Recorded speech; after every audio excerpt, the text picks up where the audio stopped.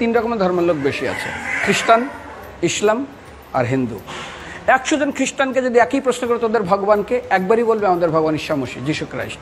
মুসলমানকে জিজ্ঞাসা করবে 3 থেকে 5 মানে মৃত্যুর আগে পর্যন্ত, যাকে এই তোদের ভগবানকে, একই উত্তর দেবে, ভাই আমাদের ভগবান হলো আল্লাহ। হিন্দুদেরকে যদি একই প্রশ্ন করা হয়, ভাই তোদের ভগবানকে, কনফিউজ। 100% হিন্দু 100% কনফিউজ, জানে না ভগবানকে। দ্বিতীয়ত, যদি তুমি মুসলমানকে জিজ্ঞাসা হয় তোরা মসজিদে কেন যাচ্ছিস, ওদের শেখানো হয় মসজিদে যেতে হবে নামাজ আদায় করার জন্য। সপ্তাহে ওরা 100% একদিন মসজিদে যাবেই। তুমি যদি খ্রিস্টানদের জিজ্ঞাসা করো তোমরা কেন কোথায় যাবে, কোথায় যাও না, আমাদেরকে একদিন তারা চার্চে যাবেই। কেন? ঈশ্বরে প্রার্থনা করার জন্য, ওদের শেখানো হয় জন্মের থেকে, এটা সংস্কার।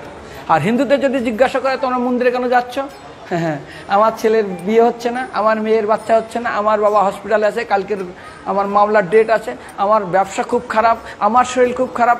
99.99 হিন্দু জানে না মন্দিরে কেন আসা উচিত, তাদের ভগবানকে মৃত্যুর পরে কোথায় যাবে। মুসলমানকে জিজ্ঞাসা করবে মৃত্যুর পর কোথায় যাবে, বলবে ভাই নামাজ রোজা যদি না করি দোজকে যাব, অর্থাৎ নরকে যাব।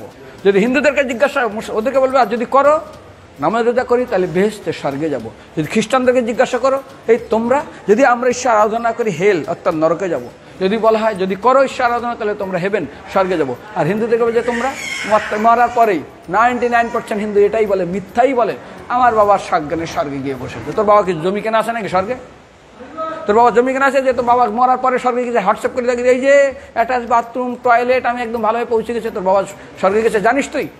আরে মৃত্যুর আগে এত কষ্ট পায়, এত কিছু করে, মারার পরে আমার বাবা স্বর্গে গেছে।